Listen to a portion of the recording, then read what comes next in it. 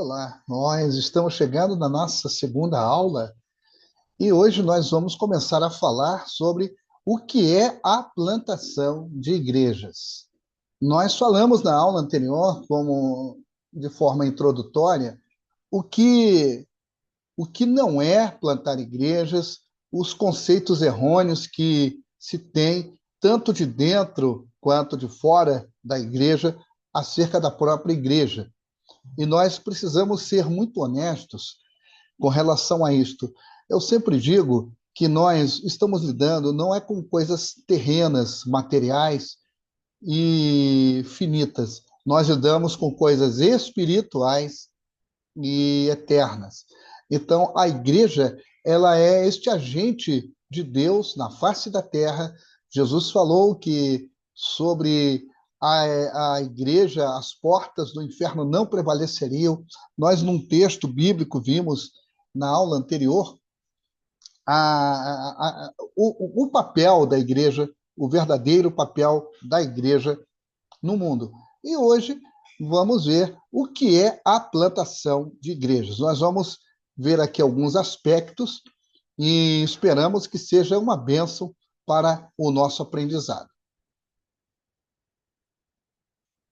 Então, a plantação de igrejas, ela é um processo de estabelecer uma nova congregação cristã local através, observem bem, através do evangelismo e do discipulado, visando a formação de uma comunidade de crentes que, a longo prazo, se torne autônoma e capaz de se reproduzir, contribuindo para a expansão do reino de Deus. Diferente de simplesmente, entre aspas, iniciar uma igreja, fecho aspas, focando em um culto e estrutura física. O termo enfatiza o crescimento orgânico de uma comunidade como uma semente que se torna uma árvore. Então, algumas denominações têm um conceito errôneo de plantar igreja. Nós vimos aqui, nessa breve leitura, que a primeira coisa é o estabelecimento de uma nova congregação, através do evangelismo e do discipulado. Não é simplesmente chegar e montar uma igreja, como eu falei na aula passada. Isto é um trabalho de longo prazo, não é um trabalho imediatista, não é um trabalho que você começa hoje uma igreja, digamos, nos moldes modernos, aluga-se um imóvel, um espaço, coloca-se cadeiras, caixa de som, instrumentos musicais, um púlpito, e ali já se tem uma igreja. Não. A formação da igreja, a plantação da igreja, ela é um trabalho de longo prazo. A igreja, ela chega e ela tem que permanecer. Ela é um trabalho de longo prazo, ela tem que se tornar autônoma e capaz de se reproduzir. E, claro, contribuindo para a expansão do reino de Deus. Então, eu me lembro, e eu posso dar testemunho disso, quando eu cheguei no Peru, as igrejas, haviam igrejas estabelecidas, mas a igreja onde eu fui estar era uma igreja que tinha poucas pessoas, pessoas que não eram discipuladas, pessoas que, muitas delas, a metade, eram 13 pessoas, eu ainda me lembro, eram 13 pessoas. Metade dessas pessoas não tinha uma experiência de novo nascimento. Então, eu trabalhei com essas pessoas, trabalhei com outras pessoas que foram chegando, principalmente pessoas não cristãs. E elas foram, obviamente, evangelizadas e discipuladas.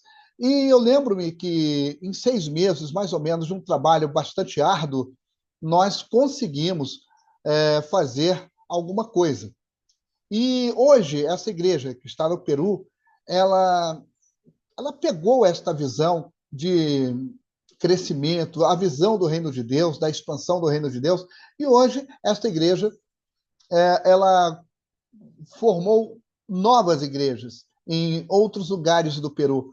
Então, eu vejo esta igreja que eu tenho um grande carinho até hoje, claro, foi como uma semente que foi plantada e que se tornou numa árvore. Assim é a obra do Senhor. Então, a plantação de igrejas, em síntese, é isto. Não é iniciar uma igreja, pensando em fazer cultos, ter gente, encher da noite para o dia, não. Requer evangelismo, discipulado e é um trabalho de longo prazo. Eu me lembro que alguns meses atrás, aqui na Ilha do Governador, eu passei num lugar que era um hortifruti e agora era uma igreja que foi iniciada, montada. 3 meses depois, eu não passava naquele lugar não passei durante 3 meses. 3 meses depois, a igreja já não estava mais. A igreja do Senhor, ela tem que visar a expansão do reino de Deus. Ela não é uma cadeia de fast food como o McDonald's, que tem vários lugares e se der certo, fica, se não der certo, passa o ponto. Não. A igreja de Jesus, ela tem que ter esta característica de estabelecer o reino de Deus. Então, agora nós temos que ver quais são os objetivos da plantação de igrejas. Vamos analisar com calma, sem pressa, sem imediatismo, e nós vamos ver, em primeiro lugar, fazer discípulos. O objetivo da plantação de igrejas é fazer discípulos. Ou seja, o fazer discípulos, meus irmãos, é a forma mais eficaz de cumprir a grande comissão de Cristo, que é fazer discípulos em todas as nações. É um texto tão claro para nós, para mim, pelo menos. Jesus disse: ide, fazei discípulos em todas as nações, batizando-os em nome do Pai, do Filho e do Espírito Santo. Então, uma igreja que simplesmente chega e é montada e quer trazer pessoas, por favor, entendam-me, eu não sou contra campanhas de cura, de libertação, mas essas igrejas, elas vivem em função dessas coisas. Elas não vivem para discipular. As pessoas não são discipuladas. As pessoas vão nessas igrejas, elas querem receber, elas querem ser abençoadas, elas querem se dar bem na vida.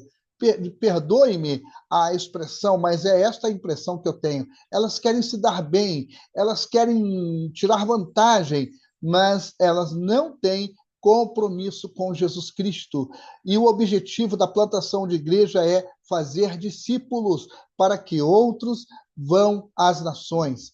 A ordem de Jesus é muito clara aí de fazer discípulos em todas as nações. Então, fazer discípulos é primordial na plantação de igrejas.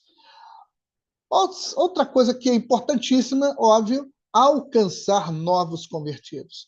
Eu fico muito triste ao ver uma igreja, como eu mencionei anteriormente, é uma igreja que não está visando salvação, ela está visando lucro. Ela quer pessoas, é uma igreja, inclusive, muito polêmica, é uma igreja emergente, é uma igreja nova que eu não posso considerar uma igreja bíblica. É uma igreja que se baseia em visão, revelação, profecia, essas coisas assim. As pessoas vão porque o pastor, o fundador desse movimento, ele supostamente Deus revela para ele até o CPF da pessoa, a vida da pessoa, até a vida íntima da pessoa, e as pessoas vão nesse afã, nesse interesse de ter uma revelação de Deus. Não. O objetivo é alcançar novos convertidos. A melhor coisa é você começar uma igreja com novos convertidos, pessoas que você falou de Jesus, pessoas que você deu testemunho de Jesus Cristo. E no campo missionário é assim. Não pense você, se você estiver um dia no campo missionário, que você vai pegar pessoas de outras igrejas para colocar na sua nova igreja. Isso está absolutamente errado.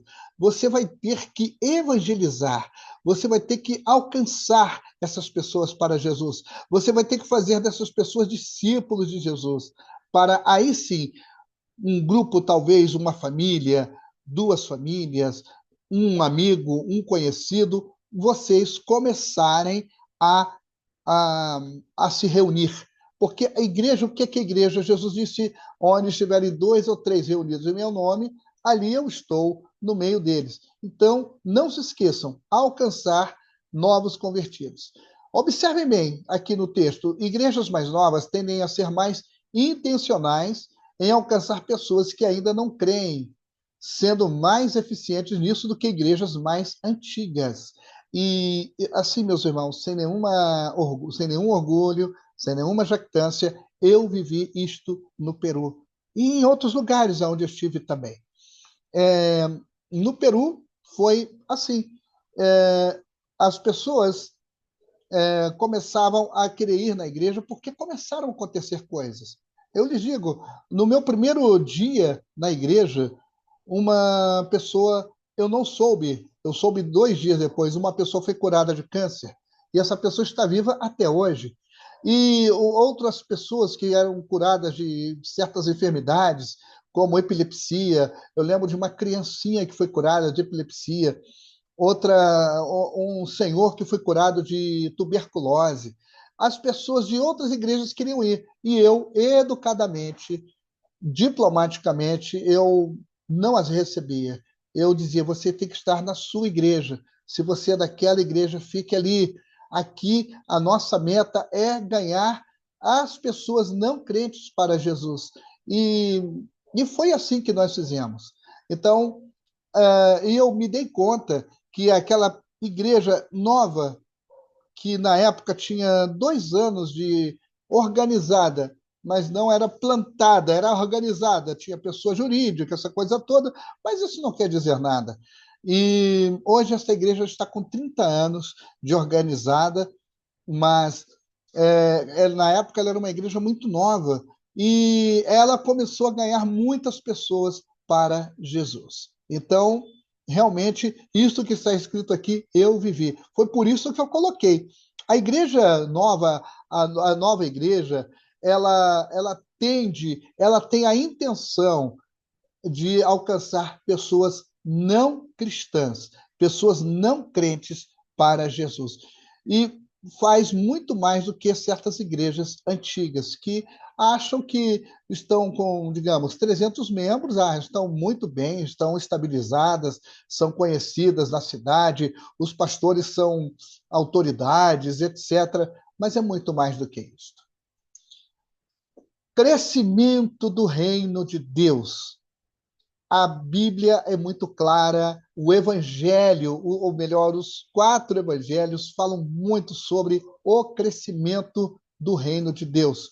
O objetivo final não é apenas o crescimento da igreja local, mas a propagação do Evangelho e a glória de Deus.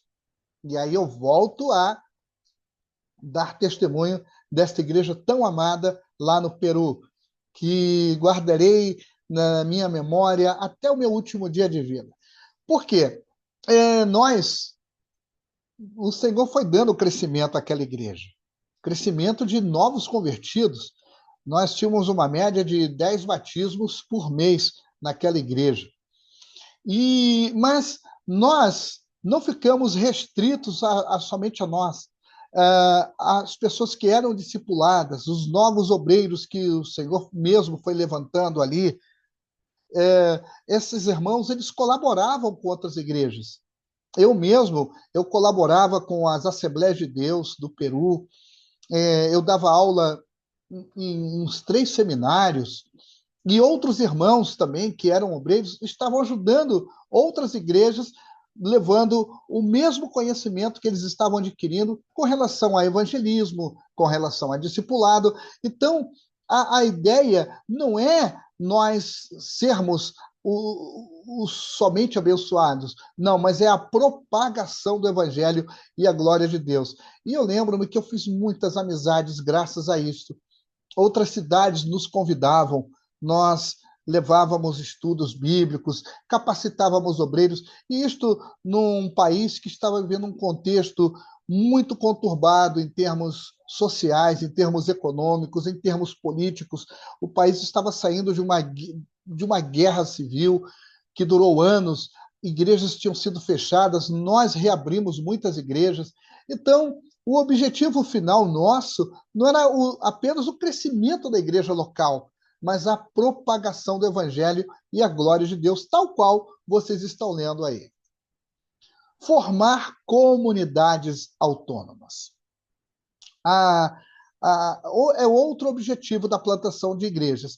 A igreja plantada deve, eventualmente, ter vida própria, ser capaz de cuidar de si mesma e, se possível, plantar outras igrejas.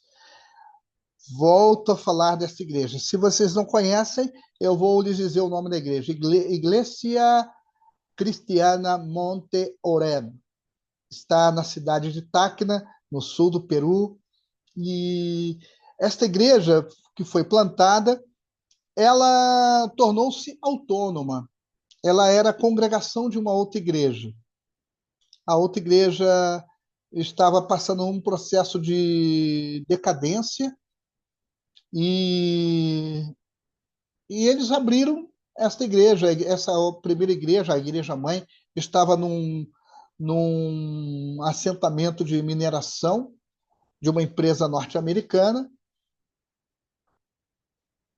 e as pessoas estavam saindo dali, a empresa estava mudando. Tinha uma igreja lá, né, nessa localidade, que estava a 4 horas de viagem da cidade onde estava a igreja Monte Oreb. Então, o que é que nós fizemos? Eu fui para lá, foi uma coisa muito interessante, eu fui a convite do Peru, dessa igreja, e nós acabamos tornando a igreja na cidade de Tacna uma igreja autônoma, ou seja, ela caminhava com suas próprias pernas. Então, a partir daí, quando a igreja ela se autogovernava, ela não dependia de ninguém em termos de finanças, os irmãos eram dizimistas, aquela coisa normal de igreja. Então, ela começou a, além de cuidar de si mesma, ela também passou a cuidar de outras igrejas e de outros pastores. Foi uma coisa muito bonita. Eu tive este privilégio de poder abençoar a muitos ministérios que hoje são grandes ministérios lá no Peru. Então, mas a formação de comunidades autônomas, ou seja, igrejas locais que têm que ser autônomas. Eu não posso admitir que uma igreja que tenha 15, 20 anos, ela fique atrelada a outra igreja. A característica de uma igreja, ela é autônoma, ela é soberana e autônoma. Ela tem que se autogovernar, ela tem que ter vida própria. É como um filho que cresce, se forma, vai ter a sua vida própria, vai formar sua família no futuro. A mesma coisa é com a igreja. Então, a igreja plantada deve, eventualmente, ter vida própria, ser capaz de cuidar de si mesma e, se possível, plantar outras igrejas. E nós tivemos este privilégio lá no Peru. E quando eu saí do Peru, o meu sucessor, que até hoje é o mesmo pastor, né, lá, ele está lá pastoreando há 25 anos, ele deu continuidade. Eu me lembro que a última vez que eu estive com ele, há 20 anos, a igreja já tinha plantado 5 novas igrejas. Então, eu fico muito feliz em saber que essa igreja tinha e tem vida própria. Uma igreja, então, ela tem que ter vida própria e ser capaz, não de cuidar somente de si, mas de plantar outras igrejas. Características do processo. Bem, plantar igreja, como é? Como se dá isto? Vejamos. Tem que ter fundamento bíblico. Se a Bíblia diz que eu tenho que fazer discípulos, ir a todas as nações, fazer discípulos, batizando em nome do Pai, do Filho, do Espírito Santo, e Jesus conclui ensinando-os a guardar todas as coisas que eu vos tenho dito, e é isso que eu estou convosco todos os dias, até a consumação dos séculos. Fundamento bíblico. O plantio de igrejas tem raízes bíblicas, com o apóstolo Paulo sendo um exemplo histórico de como evangelizar e estabelecer novas comunidades. Precisamos ir para o livro de Atos e nós vamos ver como aquelas comunidades elas eram estabelecidas. A Bíblia diz que Paulo ia de cidade em cidade. E em uma de suas epístolas, ele até disse que ele não edificava em fundamento alheio, que é um mau costume de hoje, de ter uma igreja aqui nesta rua onde nós estamos, aqui eu moro em frente à nossa igreja, então imagina, daqui a uns meses, a 3, 4 casas da nossa igreja, alguém chega e monta uma igreja e diz que está plantando uma igreja. Não, isso está completamente errado. Tem que ser em lugares aonde não tenha igreja.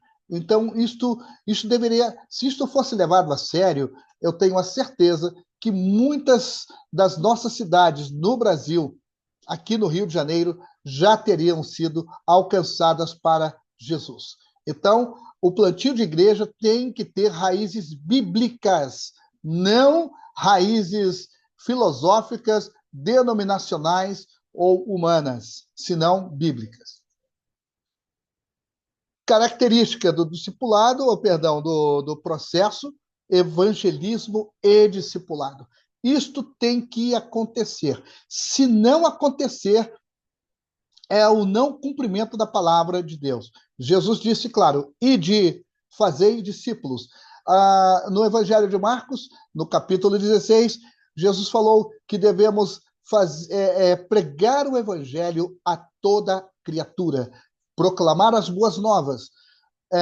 E aí eu apenas faço uma revisão do que já se estudou em evangelismo, que foi uma matéria maravilhosa. O evangelismo, ele é muito mais do que você fazer um evento de evangelismo. Não sou contra eventos de evangelismo, são muito bons, mas o evangelismo, ele é um estilo, é algo para ser vivido constantemente. Então, o evangelismo e o discipulado.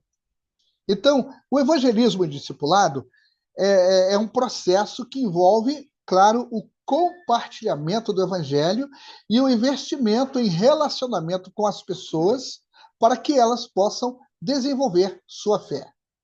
Como nós ganhamos pessoas para Jesus? Hoje mesmo, pela manhã, eu estava caminhando e eu me encontrei com um pastor presbiteriano.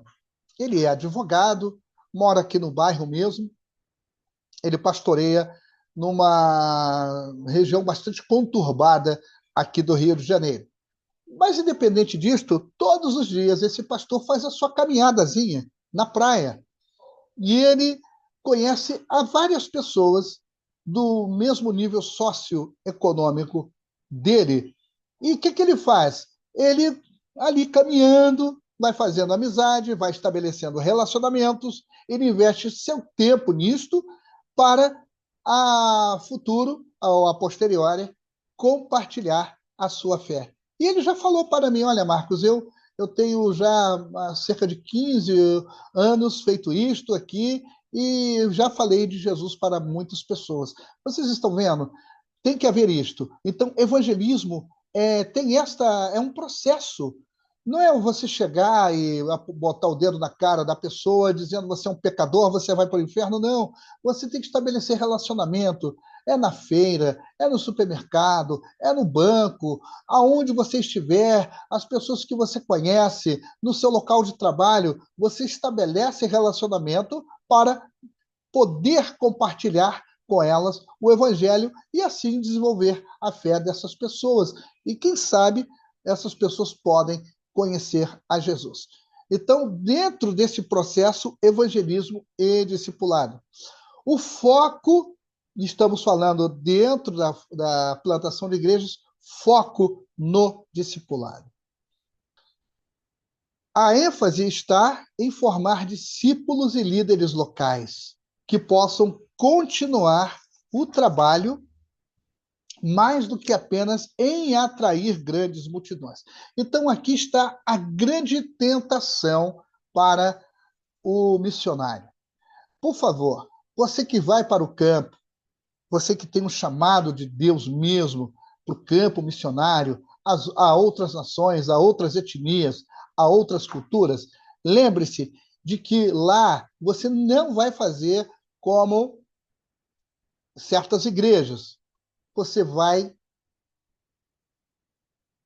compartilhar a sua fé, você vai dar seu testemunho, talvez não com as suas palavras, mas com a sua forma de viver, com o seu estilo de vida. Haverá uma brecha, você poderá compartilhar.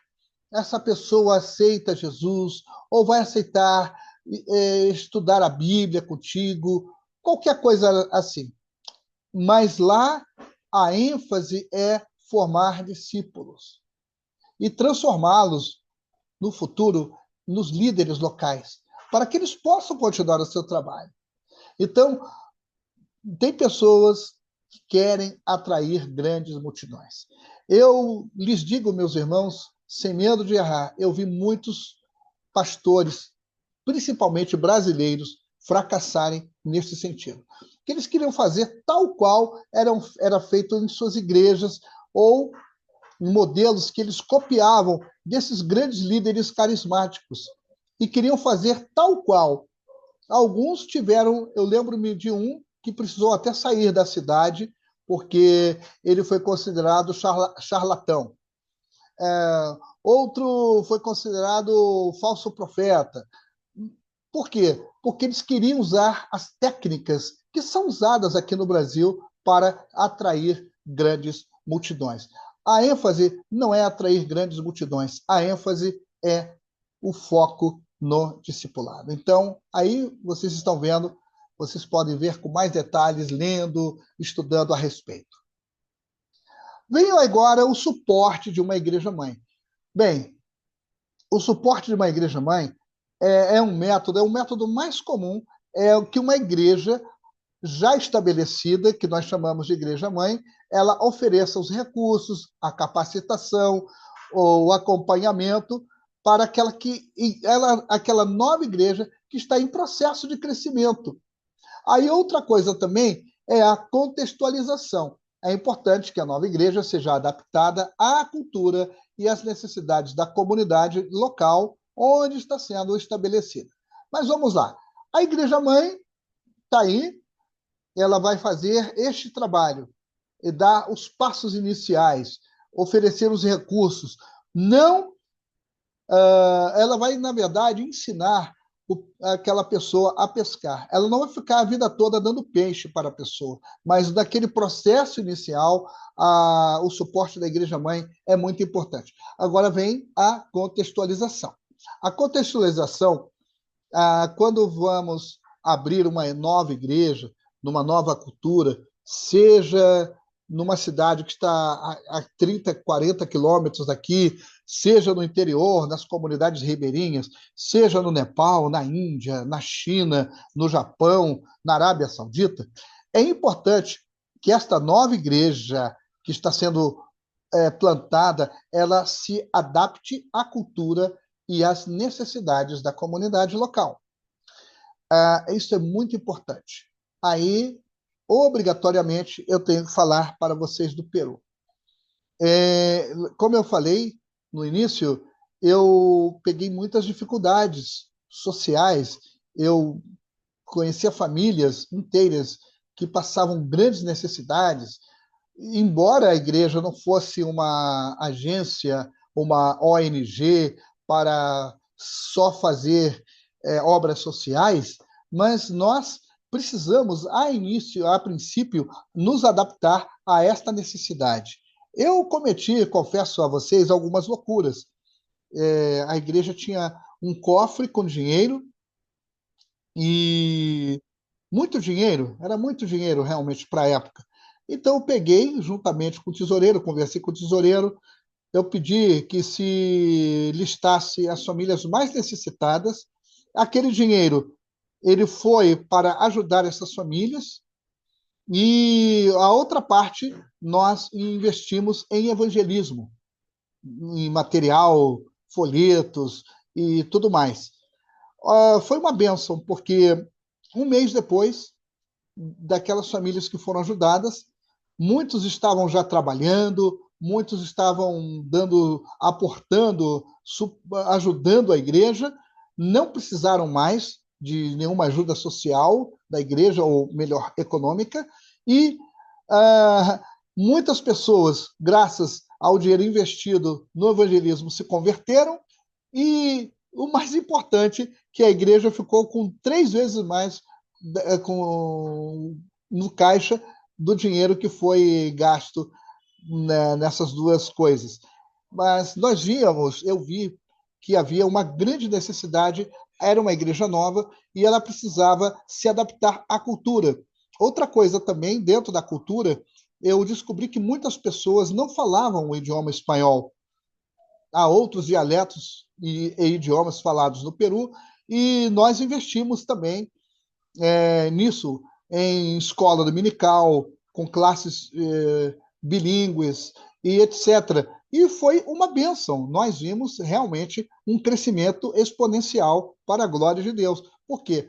Houve também uma adaptação à cultura. Então, temos que estar contextualizado quanto a isto.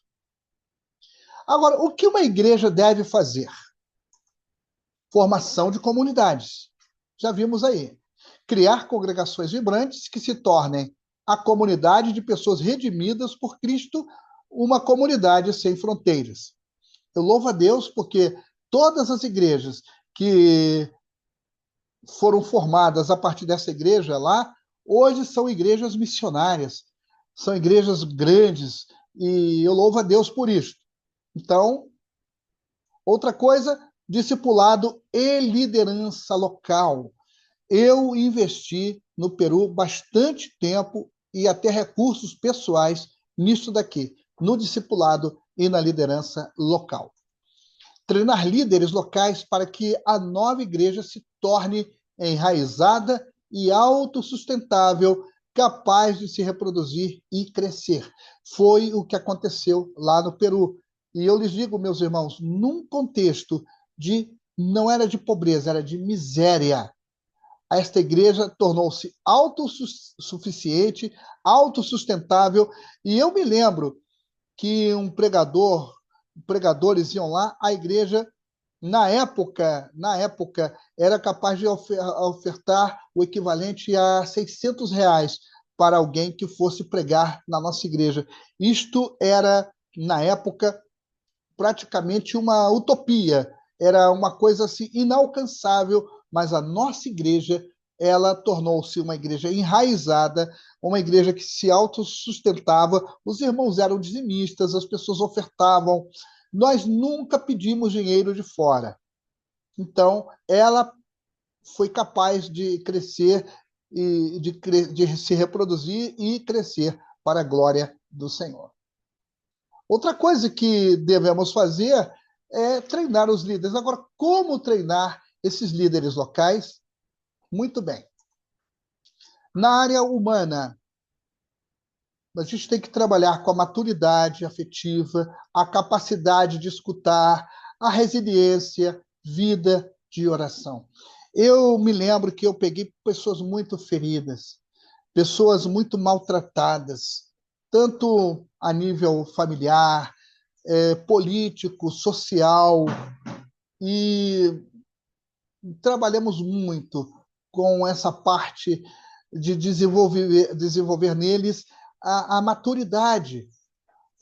Outra coisa que nós, líderes, devemos ser capazes no campo é ouvir as pessoas, essa capacidade de escutar. Nós, escutando as pessoas, nós vamos aprender muito, como eu aprendi com alguns irmãos ali. De verdade, irmãos que hoje alguns já dormem no Senhor, mas era uma bênção para mim. Me ensinavam, me davam dicas, foi uma bênção. A resiliência, você tem que treinar as pessoas a serem fortes, fortes não de si mesmas, mas do Senhor. A vida de oração. Eu me lembro que todos os dias nessa igreja, às 5 horas da manhã, numa cidade muito fria, a igreja estava aberta para oração. Eles desenvolveram uma cultura de oração. E a Bíblia diz que a oração de um justo, ela pode muito em seus efeitos. Então, para treinar líderes locais, temos que trabalhar nessas e outras áreas que ainda vamos ver. Na área espiritual, intimidade com Cristo, vida de santidade, discernimento. São coisas importantíssimas no treinamento dos líderes locais das futuras igrejas.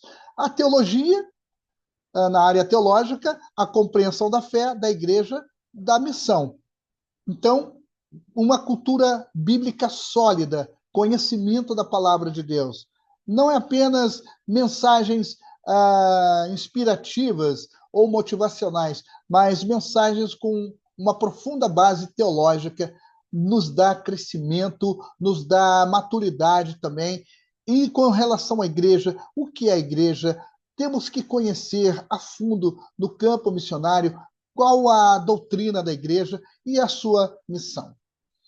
Na parte pastoral, como eu treinar os líderes, nas habilidades de liderança, comunicação, gestão, trabalho em equipe. Isto é fundamental.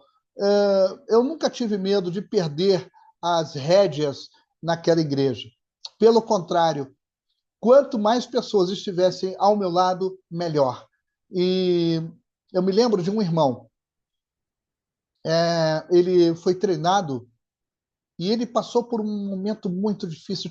Vinha de uma crise duríssima, porque perdeu um filho de uma forma muito triste. E aquele irmão era um homem de Deus. Ele, além de tudo, era líder dos jovens na época. E ele foi treinado e ele me falou que ele iria trabalhar em outra cidade, um pouco longe dali, na Cordilheira dos Andes. E foi. Não me lembro-me, chamava-se Fernando Tarque. O Fernando foi e meses depois ele veio na cidade e me falou: pastor, lá onde eu estou, eu comecei uma nova igreja. Eu falei: meu Deus. Então eu digo, não me arrependo de ter dado a essas pessoas as ferramentas, de tê-los treinado. E o Fernando hoje é um grande líder lá naquele lugar. E na área missionária, coragem de anunciar, sair da zona de conforto e as periferias. Quantas pessoas só pensam no conforto da grande cidade, nas vantagens que se tem numa grande cidade, mas não vai às partes mais ruins da cidade. A coragem de anunciar, sair da zona de conforto e ir às periferias. Isso vai além de um trabalho missionário. Uma igreja local estabelecida numa grande cidade, num bairro bem luxuoso, ela pode fazer exatamente isso que vocês estão lendo. Ter coragem de anunciar, sair da zona de conforto e ir às periferias. Então, meus queridos, eu vou então terminando por aqui. Desejo que Deus esteja lhes abençoando, rica, abundante e poderosamente, no nome do Senhor. Até a nossa próxima aula. Que Deus abençoe a vocês.